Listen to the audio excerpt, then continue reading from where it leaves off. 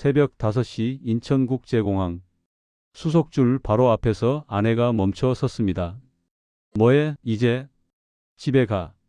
아내는 그 말만 남기고 혼자서 출국 심사대로 들어갔습니다. 종수는 공항 한가운데 홀로 남겨졌습니다.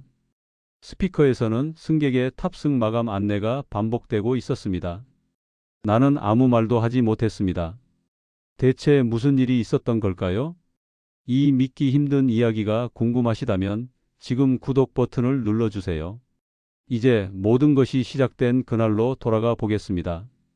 몇 달 전 제가 퇴직하던 날의 이야기입니다. 이제 남은 인생은 아내와 함께 편안하게 보낼 수 있을 거라 생각했으니까요. 아침마다 출근 준비에 쫓기지 않아도 되고 상사 눈치 볼 일도 없고 그저 소소한 행복을 누릴 생각이었죠. 하지만 퇴직 후 얼마 지나지 않아 일이 벌어지기 시작했습니다. 아침에 눈을 뜨면 아내는 이미 외출 준비를 마친 상태였습니다.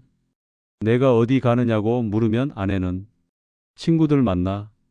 그리고는 현관문을 닫고 나갔습니다. 언제 돌아오는지 어디서 만나는지 종수에게는 아무런 설명이 없었습니다. 처음에는 그럴 수도 있다고 생각했습니다. 남편이 집에 계속 있으니 아내도 적응이 필요하겠거니 했습니다. 그래서 저는 나름대로 노력했습니다. 집안일이라도 도우려고 청소기를 돌리고 장을 보러 다녔습니다. 그런데 내가 무엇을 해도 아내의 반응은 이상하게 차가웠습니다. 청소기 돌린 거 맞아? 구석에 먼지 그대로인데? 빨래는 왜 이렇게 구겨져 있어? 장 보면서 돈은 왜 이렇게 써? 세제는 아직 많이 있는데 아무거나 사면 어떡해? 내가 가만히 있으면 빈둥거린다고 했고 무언가를 하면 제대로 못한다고 했습니다. 더 이상한 건 식사 시간이었습니다. 아내는 점점 밥을 차려주지 않았습니다. 처음에는 바쁘다는 핑계였고 나중에는 아예 이렇게 말을 꺼냈습니다. 이제 세 끼 다 차리는 것도 지겨워. 당신 밥은 알아서 챙겨 먹어. 나는 군말 없이 혼자 라면을 끓여 먹었습니다. 그 모습을 본 아내가 한마디 했습니다. 당신은 참 편하겠다. 혼자 배만 부르면 되니까. 분명히 알아서 먹으라고 해놓고 혼자 먹으면 또 그게 문제였습니다. 도대체 어떻게 해야 하는 건지 알 수가 없었습니다. 그날 이후로 나는 밥을 먹을 때마다 눈치를 보게 되었습니다. 아내가 외출한 틈을 타서 조용히 먹는 게 차라리 편했습니다. 집사람의 눈치를 봐야 한다는 게 서글펐습니다. 하지만 저는 참았습니다. 40년을 함께한 사이인데 이 정도는 적응 기간이려니 했습니다. 그때까지만 해도 나는 몰랐습니다. 이것들이 작은 문제가 아닌걸? 내가 가장 부러웠던 건 아내의 일상이었습니다. 아내는 매일같이 바빴습니다. 월요일은 등산 모임, 수요일은 요가, 금요일은 친구들과 브런치. 주말이면 여행 계획을 세우느라 전화기를 붙들고 웃음꽃을 피웠습니다. 아내의 SNS에는 맛집 사진, 여행 사진, 친구들과 찍은 셀카가 끊임없이 올라왔습니다. 댓글에는 부러워요, 인생 멋지게 즐기시네요 같은 말들이 달렸습니다. 저는 한 번쯤은 모임이라도 함께 가고 싶었습니다. 나도 같이 가면 안 될까? 아내는 잠시 나를 바라보더니 대답했습니다. 거긴 여자들끼리 가는 거야. 당신은 당신 친구나 만나. 30년 넘게 일만 하느라 인간관계를 챙기지 못했으니까요. 퇴직하고 나니 연락할 사람이 없었습니다. 아내에게 나는 함께 시간을 보내고 싶은 사람이 아니었습니다. 그래서 저는 혼자만의 취미라도 만들어 보려 했습니다. 젊을 때부터 배우고 싶었던 기타가 있었습니다. 동네 문화센터에 강좌가 있다는 걸 알고 등록하겠다고 말했습니다. 그거 배워서 뭐 하게? 다 늙은 사람이. 아내의 반응은 차가웠습니다. 당신 나이에 기타? 그 돈이면 생활비나 보태지. 결국 저는 등록을 포기했습니다. 서예도 마찬가지였습니다. 낚시도 마찬가지였습니다. 내가 하고 싶다고 말하는 것마다 아내는 나이 타령, 돈 타령을 했습니다. 연금이 매달 나오고 저축도 있었지만 제가 쓰는 돈은 전부 낭비로 취급되었습니다. 이상한 건 아내의 소비였습니다. 아내는 친구들과 외식을 하고 백화점에서 옷을 사고 해외여행 계획을 세웠습니다. 어느 날 저녁 가족 모임이 있었습니다. 딸과 사위, 귀여운 손주까지 오랜만에 모인 자리였습니다. 종수는 괜히 마음이 들떴습니다. 요즘 집에서 말할 상대도 없었는데 오늘만큼은 가족들과 웃으며 이야기할 수 있을 거라 생각했습니다. 그런데 식사 중에 아내가 말했습니다. 애들아, 너희 아버지 요즘 뭐 하는 줄 알아? 하루 종일 집에서 빈둥대. 그리고 기타, 서예 배운다고 난리야. 돈만 축내면서. 순간 식탁이 조용해졌습니다. 딸은 어색하게 고개를 숙였고 사위는 다른 화제를 꺼내려 했습니다. 손주가 순진하게 물었습니다. 할아버지 돈만 축내는 게 뭐예요? 나는 웃어보려 했지만 얼굴이 굳어버렸습니다. 그날 밤 나는 잠을 이룰 수 없었습니다. 천장을 바라보며 생각했습니다. 나는 이 집에서 대체 무엇인가? 남편인가? 답은 나오지 않았습니다. 며칠 후 아내가 거실에서 전화를 끊으며 말했습니다. 다음 주에 베트남 가기로 했어. 친구들이랑 다낭. 퇴직하면 같이 여행 다니자던 약속이 떠올랐습니다. 나도 같이 가면 안 될까? 아내는 잠시 나를 바라보았습니다. 그래, 같이 가. 나는 믿기지 않았습니다. 나는 그날 밤 설레는 마음으로 여행 가방을 꺼냈습니다. 오랜만에 마음이 들떴습니다. 출발 전날 나는 여권을 확인하고 옷을 챙겼습니다. 아내에게 뭘 가져가면 좋겠냐고 물었지만 돌아오는 대답은 짧았습니다. 알아서 해. 그래도 괜찮았습니다. 함께 간다는 것만으로도 충분했으니까요. 새벽 4시 나는 아내보다 먼저 일어나 준비를 마쳤습니다. 공항으로 향하는 차 안에서 종수는 창밖을 바라보며 생각했습니다. 오랜만에 아내와 함께하는 시간이다. 인천공항에 도착한 건 새벽 5시였습니다. 출국장에는 이른 시간인데도 사람들이 많았습니다. 여행 가는 부부들, 신혼여행을 떠나는 커플들, 가족 단위 여행객들, 모두 설렘 가득한 표정이었습니다. 나는 아내의 캐리어 2개를 끌고 수속 카운터로 향했습니다. 아내는 앞서 있었습니다. 그런데 카운터 앞에서 아내가 멈춰 섰습니다. 여권 줘봐. 나는 아무 의심 없이 여권을 건넸습니다. 아내는 여권과 항공권을 받아 자기 가방 안에 넣었습니다. 그리고 담담한 목소리로 말했습니다. 여기까지야. 집에 가. 나는 처음에 무슨 말인지 이해하지 못했습니다. 뭐라고? 당신은 안 가. 나 혼자 가는 거야. 아니, 친구들이랑.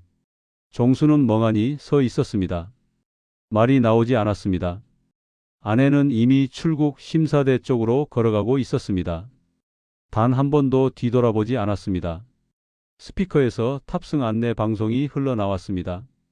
나는 공항 한가운데 홀로 남겨졌습니다. 주변의 행복한 여행객들 사이에서 멍하니 한참 동안 그렇게 서 있었습니다. 내가 어떻게 집에 돌아왔는지 기억나지 않았습니다. 텅 빈 아파트, 아내의 흔적만 남은 거실. 나는 현관에 서서 한참을 멍하니 있었습니다. 그날부터 모든 것이 무너지기 시작했습니다. 카드를 쓰려고 했더니 사용이 정지되어 있었습니다. 가족 카드였는데 아내가 출국 전에 정지시킨 모양이었습니다. 아내에게 전화를 걸었지만 연결되지 않았습니다. 나는 집에 있던 현금으로 라면과 계란을 샀습니다. 그게 전부였습니다. 사흘째 되던 날이었습니다. 라면을 끓이려고 가스레인지 앞에 섰는데 갑자기 눈앞이 캄캄해졌습니다. 어지러움이 밀려왔고 정신을 차려보니 나는 부엌 바닥에 쓰러져 있었습니다. 얼마나 지났을까요? 종수는 간신히 일어나 휴대폰을 찾았습니다. 119에 전화를 걸었습니다. 응급실에 실려갔을 때 간호사가 물었습니다. 보호자분 연락처 알려주세요. 나는 아내의 번호를 불러주었습니다. 간호사가 전화를 걸었지만 연결되지 않았습니다. 해외라서 그런 걸 수도 있었습니다. 아니면 일부러 안 받는 걸 수도 있었습니다. 다른 보호자분은요? 자녀분이라든가. 나는 잠시 망설였습니다. 딸과 아들에게 연락할 수는 있었습니다.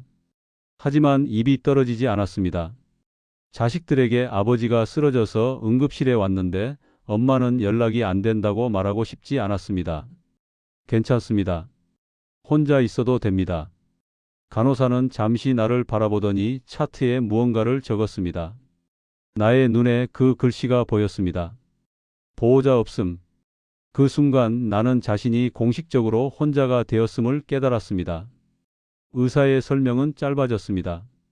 검사 일정은 뒤로 밀렸습니다. 보호자가 없으면 동의서 문제가 복잡하다는 이유였습니다. CT 검사를 받으러 가야 했습니다. 간호사가 휠체어를 가져다 주었지만 도움은 받을 수 없었습니다. 바쁘다고 했습니다. 종수는 혼자 휠체어 바퀴를 굴리며 복도를 지나갔습니다. 긴 복도였습니다. 다른 환자들은 가족이 휠체어를 밀어주고 있었습니다.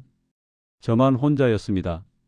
CT실 앞 복도를 지나는데 급히 나오던 간호사와 휠체어가 부딪혔습니다. 큰 충돌은 아니었습니다. 하지만 나의 몸이 휘청거렸습니다. 아야, 조심하세요. 간호사가 반사적으로 말했습니다. 그리고 주변을 둘러보았습니다. 바쁜 복도, 오가는 사람들. 간호사가 말했습니다. 지금은 조금 기다리셔야겠어요. 간호사는 나와 휠체어를 복도 벽 쪽으로 밀어 놓았습니다. 그리고 사라졌습니다. 종수는 벽에 붙은 순서표를 보았습니다. 자신의 이름이 있었습니다. 그런데 누군가 이름 옆에 줄을 긋고 아래로 밀어 놓았습니다. 우선순위에서 밀린 것이었습니다. 시간이 흘렀습니다. 1시간, 2시간. 사람들이 종수 앞을 지나갔습니다. 아무도 말을 걸지 않았습니다. 아무도 나에게 묻지 않았습니다. 나는 복도 벽에 기댄 휠체어에 앉아 천장을 바라보았습니다. 나의 이름은 더 이상 불리지 않았습니다. 엿새가 지났습니다. 종수는 병원에서 퇴원한 뒤 집으로 돌아왔습니다. 큰 이상은 없었습니다. 과로와 스트레스, 영양 부족이 원인이라고 했습니다. 약을 처방받고 며칠 쉬면 괜찮아질 거라고 했습니다. 하지만 나의 마음은 예전과 달랐습니다. 병원 복도에서 혼자 앉아 있던 그 시간, 아무도 이름을 불러주지 않던 그 시간, 종수는 그때 무언가를 깨달았습니다. 이대로는 안 된다는 것을요. 아내가 돌아오는 날이었습니다. 현관문이 열렸습니다. 햇볕에 그을린 피부, 화려한 옷차림, 양손 가득 쇼핑백을 든 아내가 들어왔습니다. 표정은 환했습니다. 여행이 즐거웠나 봅니다. 왜 이렇게 어두워? 불도 안 켜고. 아내는 거실 불을 켜며 투덜거렸습니다. 그리고 소파에 앉아 있는 나를 발견했습니다. 뭐야, 거기서 뭐해? 종수는 대답하지 않았습니다. 그저 아내를 바라보았습니다. 쇼핑백 안에는 옷과 가방, 면세점에서 산 화장품들이 보였습니다. 아내의 손가락에는 새 반지가 끼워져 있었습니다. 내가 입을 열었습니다. 이혼합시다. 아내는 잠시 멈칫했습니다. 잘 못 들은 척 웃었습니다. 뭐? 지금 무슨 소리야? 이혼하자고요? 아내의 웃음이 커졌습니다. 황당하다는 표정이었습니다. 당신이? 이혼? 어디 가서 뭘 하게? 밥은 혼자 할 줄 알아? 빨래는? 청소는? 나는 대답하지 않았습니다. 당신 나이가 몇인데 이혼 타령이야? 당신은 뭘로 살 건데? 체면은 생각해 봤어? 자식들 볼 낯은 있고? 아내는 한참을 떠들었습니다. 내가 이혼을 할 수 없는 이유를 10가지도 넘게 늘어놓았습니다. 나이, 돈, 체면, 능력. 모든 면에서 종수는 혼자 살 수 없는 사람이라고 했습니다. 아내는 확신에 차 있었습니다. 이 사람은 절대 떠나지 못한다고. 떠날 능력이 없다고. 종수는 아내의 말이 끝날 때까지 기다렸습니다. 그리고 조용히 말했습니다. 나는 이제 당신과 이혼할 거야. 아내의 표정이 살짝 변했습니다. 나를 다시 찾고 싶어. 침묵이 흘렀습니다. 아내는 더 이상 웃지 않았습니다. 종수의 눈을 들여다보았습니다. 그 눈에는 분노도 슬픔도 원망도 없었습니다. 그저 담담한 결심만 있었습니다. 당신, 진심이야? 나는 아내를 보며 고개를 끄덕였습니다. 그 순간 아내의 얼굴에서 여유가 사라졌습니다. 쓸모없는 사람이라고 생각했던 남편이 아무것도 못하는 사람이라고 확신했던 남편이 스스로 판을 끝낼 수 있는 사람이었다는 걸 처음으로 깨달은 것입니다. 나는 자리에서 일어났습니다. 변호사 알아봐. 이혼 준비하려면 말이야. 그 말을 남기고 나는 방으로 들어갔습니다. 아내는 쇼핑백을 든 채 거실에 서 있었습니다. 아무 말도 하지 못한 채로요. 다음 날 나는 변호사 사무실을 찾아갔습니다. 사무실 문을 열기 전 잠시 망설였습니다. 40년을 함께한 결혼 생활을 끝내겠다고 말하는 것이 쉬운 일은 아니었습니다. 하지만 병원 복도에서 혼자 앉아 있던 그 시간이 떠올랐습니다. 아무도 이름을 불러주지 않던 그 시간이요. 나는 문을 열고 들어갔습니다. 어떤 일로 오셨습니까? 변호사의 질문에 종수는 담담하게 대답했습니다. 이혼 절차를 밟고 싶습니다. 변호사는 고개를 끄덕이며 메모를 시작했습니다. 재산 분할, 연금 분할, 주거 문제.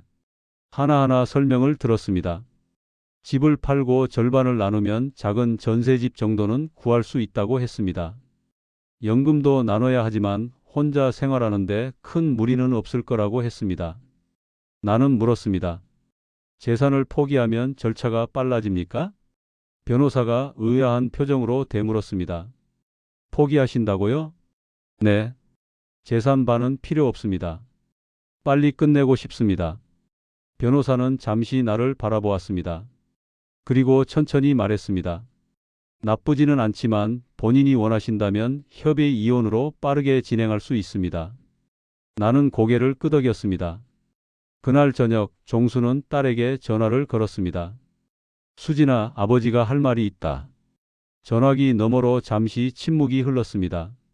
엄마와 이혼하기로 했다. 딸은 한동안 아무 말도 하지 않았습니다. 종수는 그 침묵이 비난일 거라 생각했습니다. 그런데 딸이 조용히 말했습니다. 아버지가 그렇게 결정하셨다면 얼마나 오래 생각하셨는지 알 것 같아요. 예상과 달랐습니다.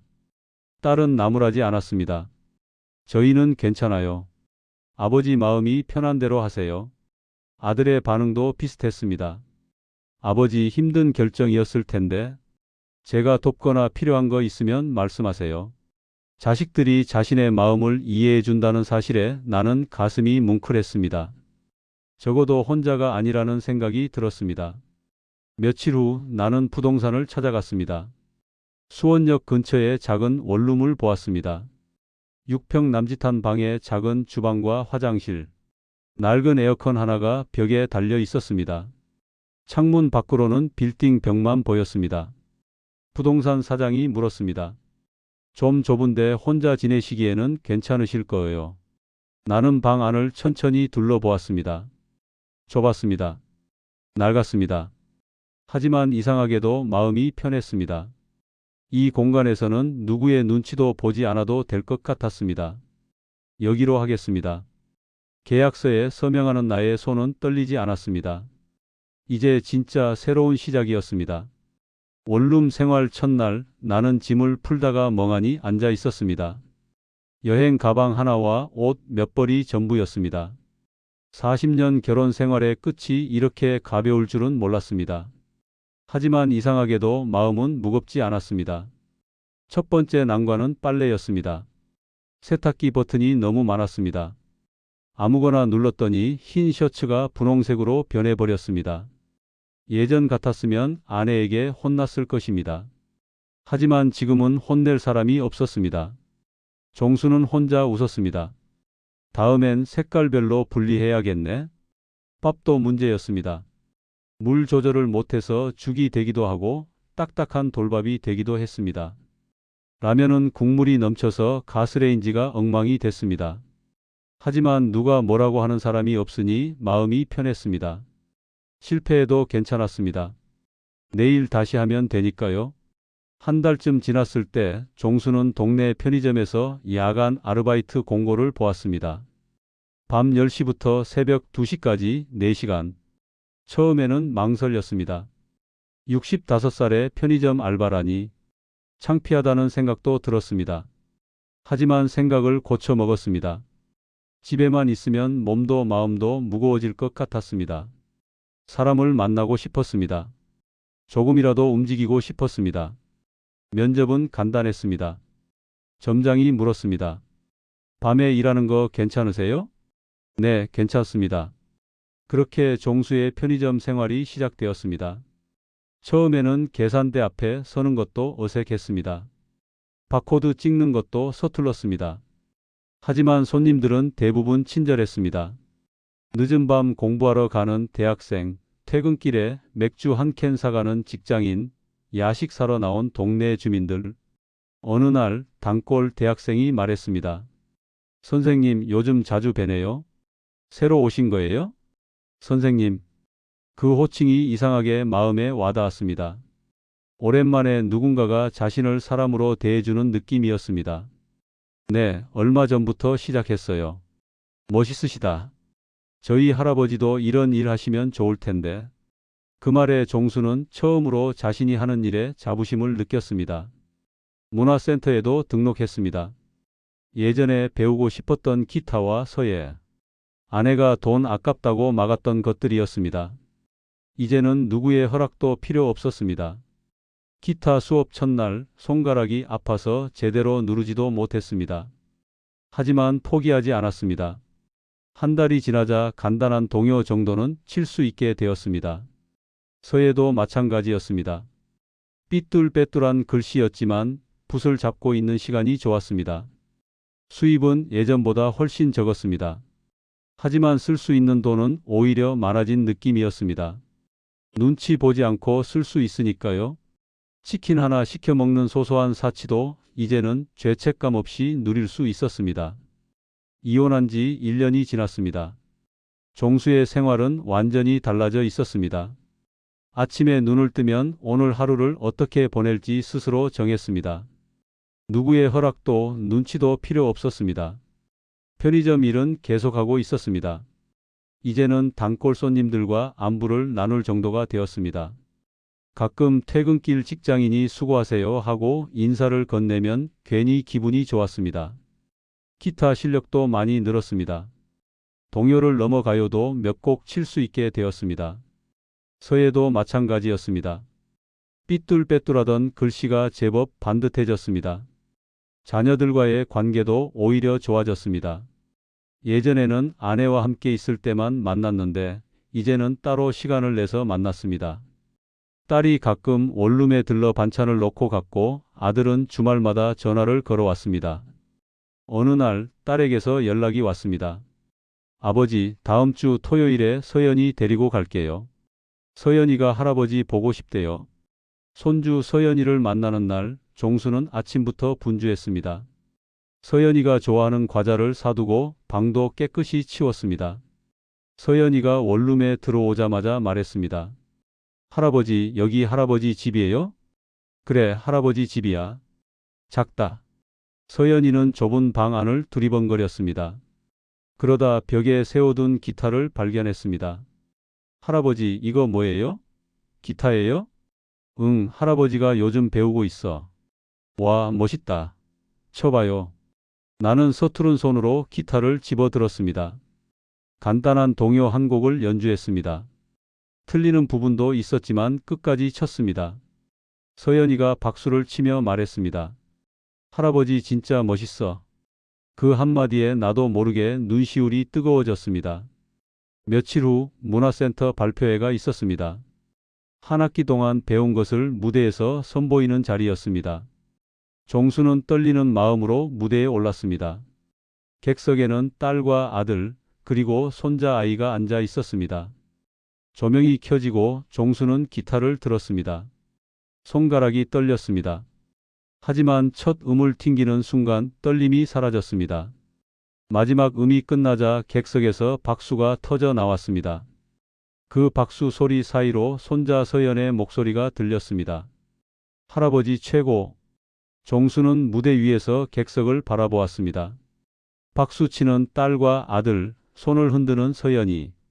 그 순간 종수는 처음으로 자신의 존재가 인정받는 느낌을 받았습니다.